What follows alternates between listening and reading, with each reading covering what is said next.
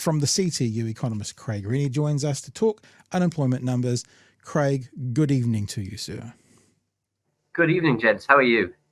Yeah, we're doing good. Good to have we're you doing back. good. Yeah, good to have you back. Nice to see you. You would agree about the enjoyment one gets from the working group. You know, they're mates. We want to give them as much publicity as we can, eh? It's always great fun, to be honest. The time always goes really quickly when you're on there, and that's always a good sign of a great conversation. Yeah. What I hear you saying is it lags when you're with us. Is that what you're implying? I just No way. I can tell. Okay. Well, the last time we talked about the budget, if you remember, and we went for a really long time, and it flew past. Yes, we did. Yeah. Look, I obviously I was making a self-deprecating joke there, but doing this kind of thing and doing the other podcast that I've done for several years, which is long-form conversation, I'm like, oh, we've been talking for an hour and a half, and the person's like, what? It's been an hour and a half. It just, when you get into it, it just flies by. Okay, now I want to talk unemployment numbers with you, but the first thing I want to do, because I have a really specific question about this, is play the response from the Bish this morning when he was asked what this government is doing about unemployment, and then let's get on to the conversation. 33,000 people are out of work compared to a year ago. So what is your government doing to help get these people back into work? Look, the number one thing we can do is get interest rates down, and that's about fiscal discipline and cutting the waste and getting control of government spending. And ultimately that will flow through to lower interest rates. You're starting to see the banks move on that, which is a good thing because inflation's coming down. That's the ultimate driver. So we're at green shoots, I think you would say. But, you know, you've got to remember we inherited inflation very, very high, now down to 3.3. So things are getting better, but we've got a long way to go. And then in terms of working with people who are unemployed, we're putting more money into young people, in particular job coaching, for example.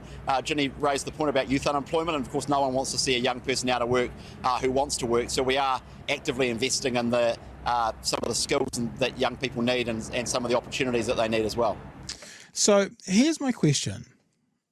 I don't want to come across as negative. I don't want to derail the conversation with the first question, but I get the feeling that the current government, when they were in opposition, they told us unemployment has to go up to get inflation under control. More people need to be unemployed. That was the message that was coming through. Now, as the government, they're saying we want fewer people to be unemployed. And there's a mixed message, because I was like, I don't think they were quite celebrating when they were in opposition that people would be, but they were making it very clear to get on top of the economy, to get the economy working, we need more unemployed people. Now, as government, they seem to have to play the game about we're going to try and have as few unemployed people as possible. Is this part of the fiscal aspect of society, or is that a little bit of, well, we have to say we want fewer people unemployed now because that's what the government's going to do?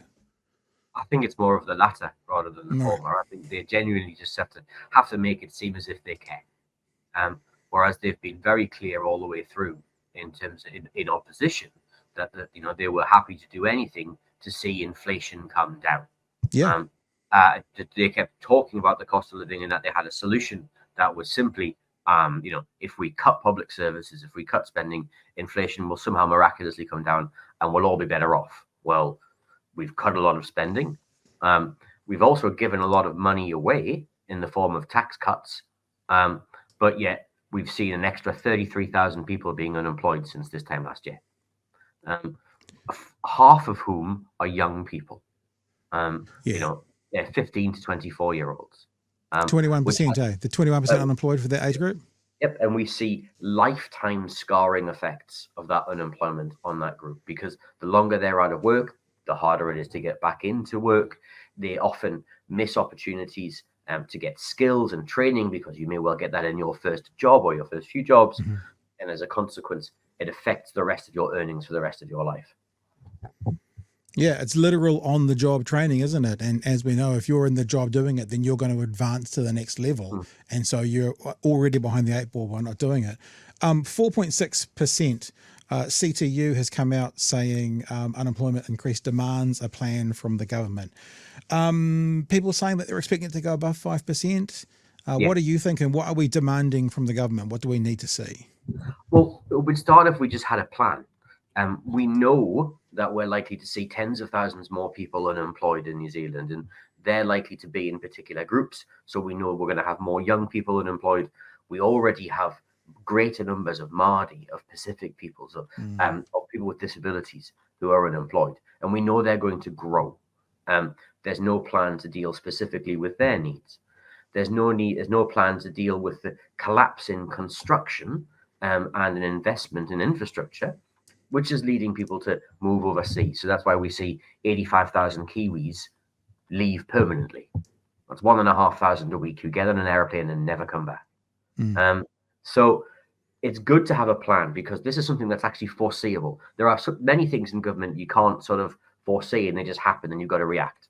This is one of the few things you can actually say, well, let's get ahead of that. Let's do something about it. Unfortunately, we're doing exactly the opposite of what we should be doing right now. Good. The budget just put up tuition fees by 6%. What does that do? It stops people from entering tertiary education. We moved from first year free to last year free. Stops people from entering tertiary education. We've halved the support for apprentices to keep them in work. Apprentices are really important because during downturns, apprentices get laid off. That means they miss the ability to complete their education. It affects them for the rest of their life, and they go to Australia because they've got some skills and they head overseas. So it's good to have a plan. We can foresee these things. And from the demand side, we know there are lists of things we can and should be doing right now. You talked earlier about water. We've got billions of dollars of water infrastructure that we know needs building.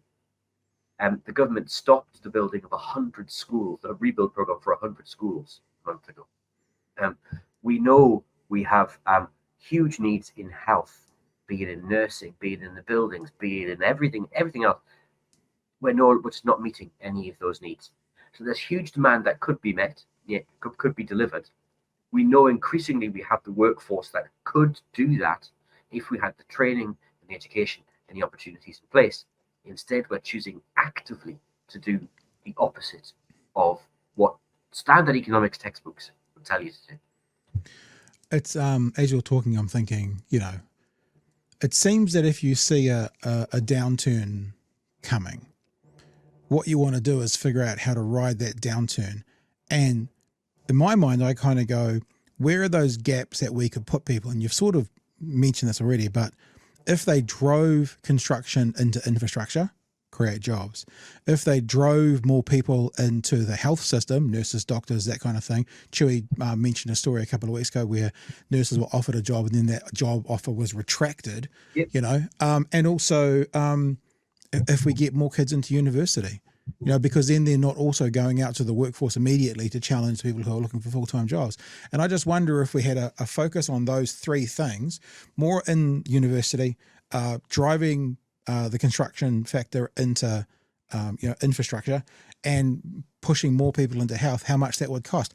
I wonder if it would be anywhere near $3 billion and $14 billion. Do you know what I mean? It's like this would be the time to actually drive money into things rather than say we can't afford this and then everyone's worse off. Now, I know your viewers tonight want to talk about productivity at 9:15 in the evening, but in terms of this is one of the classic problems in New Zealand. We have this boom bust cycle that stuff gets done, stuff doesn't get done, people get laid off. You can do things during these downturn periods where you can say, okay, what can we invest in so that when the good times return, which inevitably they will do, they don't instantly turn into inflation. They don't instantly turn into the things we want to stop. So we can invest in transport infrastructure. We can invest in housing. Good Lord, if all we did was to pay people to build housing between now and the next time we see growth really return, we would have done untold good. Instead, we've stopped the state housing build program. We see Fletchers and Downers laying off staff right now, probably the two biggest construction firms in the country. Where are those skills going? Well, they're not hanging around. And so we have to replace those when the good times turn back up. That slows down our ability to grow. So there's a very deliberate reason why economists promote what we call counter-cyclical spending.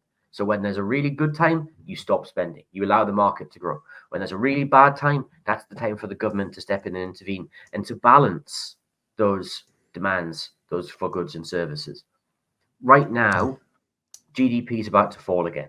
So we're about to enter a period of lower growth, no growth, declining growth. We're seeing unemployment rise. The market is estimating that, so the private banks have unemployment rising to about 5.5%. I think personally, that's actually a bit optimistic. But if you want some idea of what that means, that puts a further 30,000 people in unemployment. Yeah, wow. And so as a consequence, there's lots of things we can be doing, and we should be doing. So having a plan, getting things done, and lifting that demand so that actually we don't just force people through the cycle to suffer the consequences of actions that they're not responsible for. Nicole says, stop making sense, Craig. You're making me hate this government even more than I already do or do already. Chewy, jump in, sir. I mean, I remember when inflation was very high, and I think it was a BNZ we were calling for a very specific number of people to be unemployed just to cool off the economy, and that just seemed crazy to me at the time. And I think historically that counter-cyclical spending that you're talking of, that's been shown time and time again. You know, after the Great Depression, post-World War II, all of those sort of rebuild big infrastructure programs. You know, we saw that here with the original state housing spree that was putting soldiers back to work and that sort of thing, new immigrants back to work. How is this government just not seeing that? It seems very ideological. Well, the honest answer is the government was elected, this coalition was elected with basically one objective, which was to deliver its tax program. That was it. There is nothing it would not have sold in order to have delivered that tax program. And so they've done that. The question is, they now no longer have a coherent program. There's nothing behind it. And if you want an example of what that looks like in the real world, look at the UK in 2010. We saw David Cameron, George Osborne deliver austerity, tell us that we're all in this together. We had to do things differently. We had to cut spending. We had to stop, investments. We couldn't afford to keep going on like we did. And we spent 14 years repenting at very long and very expensive leisure whilst child poverty exploded, whilst every indicator in the country went in the wrong direction. Austerity has been proven time and time again to not be a successful response to exactly the sorts of conditions we find ourselves in now. And so the real challenge that we face is, how do we get out of here? And how do we build the case for a better set of policies, of which there are many? We could be delivering active labour market programs that would actually help people into work and the key word is actively helping them. Instead, we put more sanctions on people, which have been proven again in New Zealand over and over not to work. We could be helping people to get into second chance, third chance education. Instead, we're busy reforming the vocational education system for another time, and no one has any clue as to where it's going to end up. And we're making it harder and more expensive to get into. We could be looking at where we know we have significant infrastructure gaps in the country, be it in housing, be it in schools, be it in transport, be it in water infrastructure, be it in tackling climate change. Instead, we've taken the money from the National Resilience Plan and from the Climate Emergency Response Plan, and we've chucked that into the tax cut. We're doing everything in our power to destruction test what not to do at this particular point in time. It's not really the topic we're talking about with you tonight. We are going to talk about this later on, but as an economist, what do you think about councils being freed up to borrow to fix their water infrastructure? It's astonishing. The national opposition spends a huge amount of time complaining that local authorities shouldn't be allowed to take their water assets away from the council, put them into a separate vehicle, allow that separate vehicle to borrow money, and then fix the assets. And we very expensively set up a working group. We brought in some consultants. We fired a whole bunch of people inside DIA who were doing the work. And now we've said to councils, you can set up a company. You can put your assets into the company. You allow that company to do borrowing. Fill your boots. it looks remarkably similar to what was proposed previously. And the answer for that is because that's actually the only way in which this is going to get solved. The best thing we could do, if you had the opportunity, is to reach back 30 years and change everyone's rates bills for the past 30 years so they were paying the right amount of rates. Yeah. Fortunately, you can't do that. So the next best thing you can do to avoid huge pain for rates payers is to allow somebody to borrow money and spread that cost over the next 50, 100 years, because this is very long-lived infrastructure. What you should be demanding right now, any sensible government should be demanding right now, though, is that as we build that infrastructure, we train the workforce to look after it. That we make sure that the terms and conditions of those workers, they don't all become subcontractors, so they all then get exploited on the way through. That we're making sure that as we deliver that infrastructure, we're targeting growth so we can build more housing. We don't just refix the pipes to the most expensive houses in town and then work out what to do next. We do it in ways that encourage the development of sustainable and good housing in places.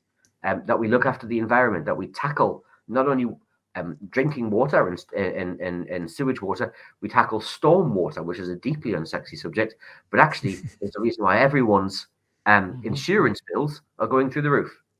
So there are plenty of things we can be doing, but again, we're not. We're just giving people the power to borrow and saying, bon chance, fill your boots, help yourself.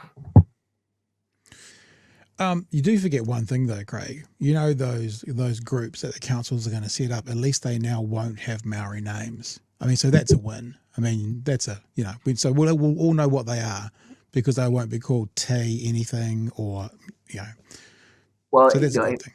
For the number of Australians who are in the country, that will be a real boon. However, for everybody else, we've just very expensively kicked the can down the road for a bit. The real difficulty is actually you can borrow huge amounts of money. You can do whatever you like. We actually don't have the staff. We don't have the machines. We don't have the skills. We don't have the technology to actually do the work.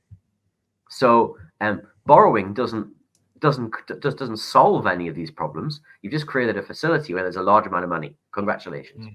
What you actually need is all the other stuff that goes with it.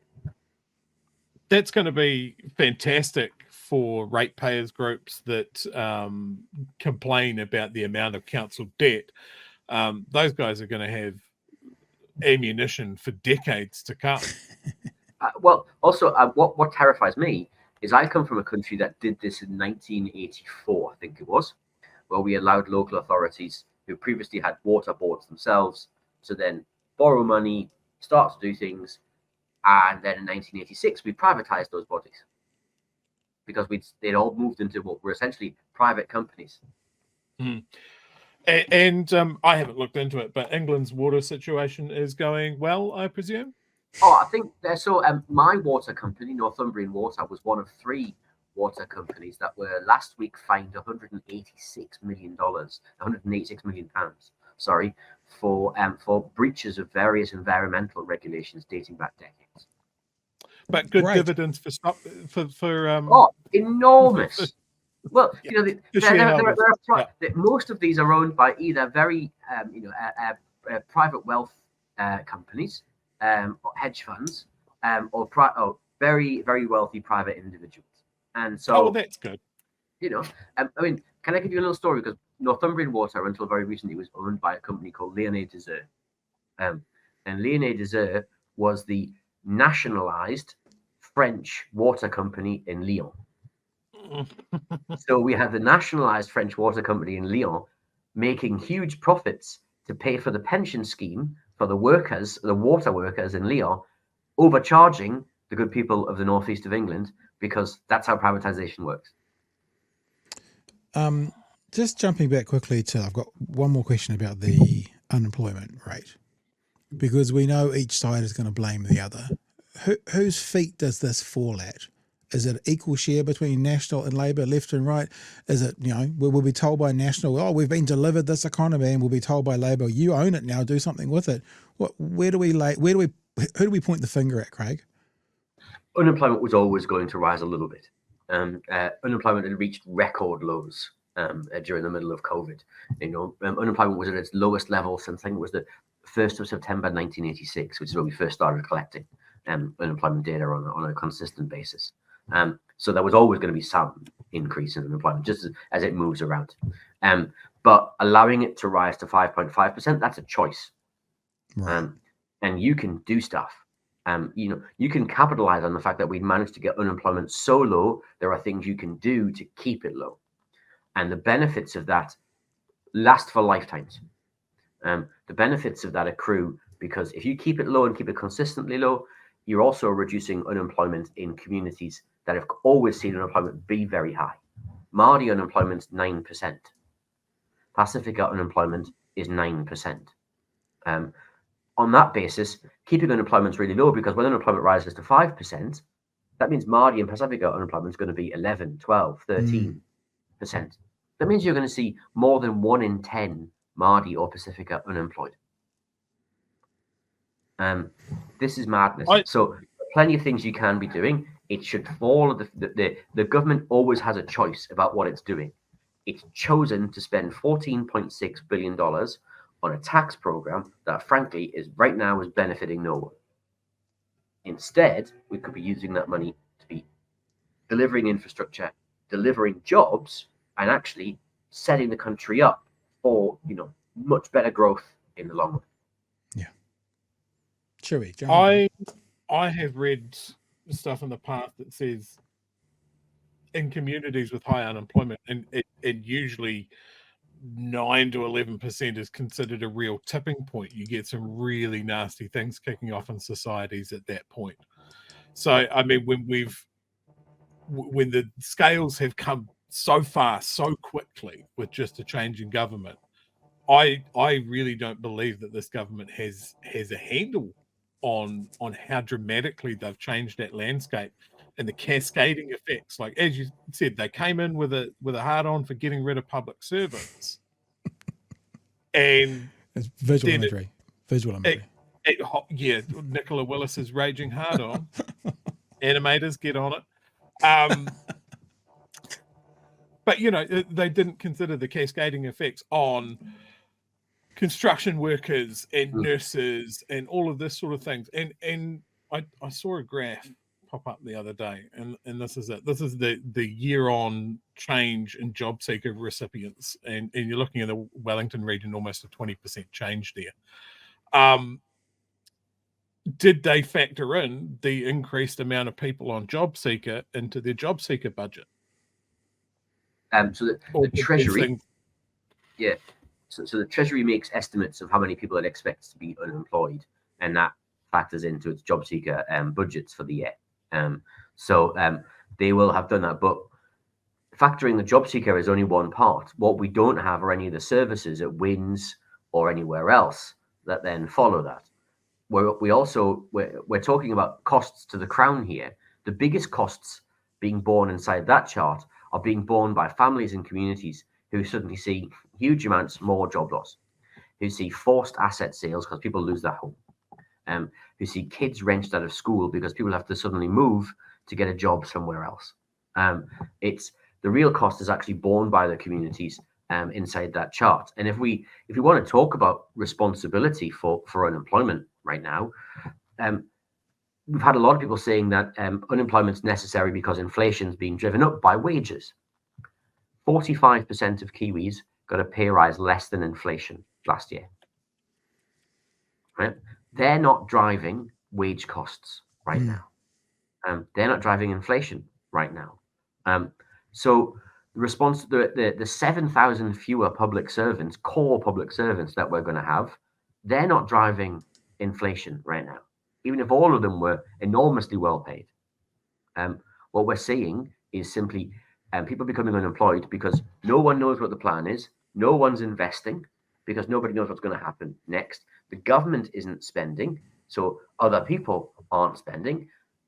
It becomes this vicious cycle of a lack of confidence, which we see in all of the business confidence measures, which we see in the service measures, which we see in the consumer confidence measures, a lack of long-term investment from the Crown. net infrastructure investment falls every year for the next 5 years in this country, according to the last budget. And that becomes this reinforcing, we lose jobs, those people don't have jobs, we see confidence fall, we lose jobs, and we go on and on and on. And that's why austerity doesn't work, because it accelerates that cycle rather than actually breaking the cycle. Yeah. Hey, Craig, it's always a pleasure. Thank you so much for being with you. One question from the chat I'm going to throw at you, and there's one comment from the chat I want to throw at you. Tawhiri just wanted people to know, how many dudes you know roll like this? How many dudes you know flow like this? Not many, except Renney. Not many, except Renney. There you go. You've got a new theme song from Tawhiri directly to you, Craig. Thank you, Tawhiri. And Mata actually asked a question, funnily enough, from our chat. How many of these guys? No, it's the wrong song, isn't it? No, he just wants to know how many of these changes by a government can be reversed with a new government. It's a good question. Can I add something in? And if they can, what would the drag be? Because I'm sure there'd be a tail to any changes that are made. Yeah, unemployment and wage market is always a lagging indicator. So it's always telling you about what was happening about 6-12 months ago in the real economy. And if you want to make changes, then again, it takes a bit of time to turn those around. But there's no better time to start than now. We actually, we're not going to change the government, sadly, right now. But even if the government could choose to do things differently today, if it wanted to actually start that turnaround, to inject some confidence into the economy, to give people some hope that actually the government is on their side when it comes to jobs and incomes and security. Instead, we're not seeing that. So how quickly could a new government turn that around in 2026? Very quickly is the honest answer. If you remember what we did in 2017, when Labour took office in 2017, we had the 100-day plan. Mm-hmm. We delivered the first year free for tertiary education. We delivered the winter energy payment. We delivered Best Start for kids. We changed working for families. There were 70,000 kids lifted out of poverty in the first year as a consequence of those actions inside the first 100 days. There are plenty of things we can do quite quickly to do that. It just means actually having a plan and having the ability to execute that plan to actually deliver employment change of the scale we're likely to need in 26. Amazing, Craig. Well, amazing that you're with us and amazing that you gave the information. Some of them, we have a palate cleanser. This is the palate cleanser that comes up every now and again, Craig, that people like to have as the palate cleanser. So thanks for joining us today, mate. It's always a pleasure. And anytime you want to come on, you can come on. Always keen to talk. Thanks very much for having me, and delighted to be here. Happy to come on around when we've got the next unemployment numbers, and I can tell you just how far we've gone from then. Sounds good. All right, Craig, from the seat to you. All the best. Thanks, sir.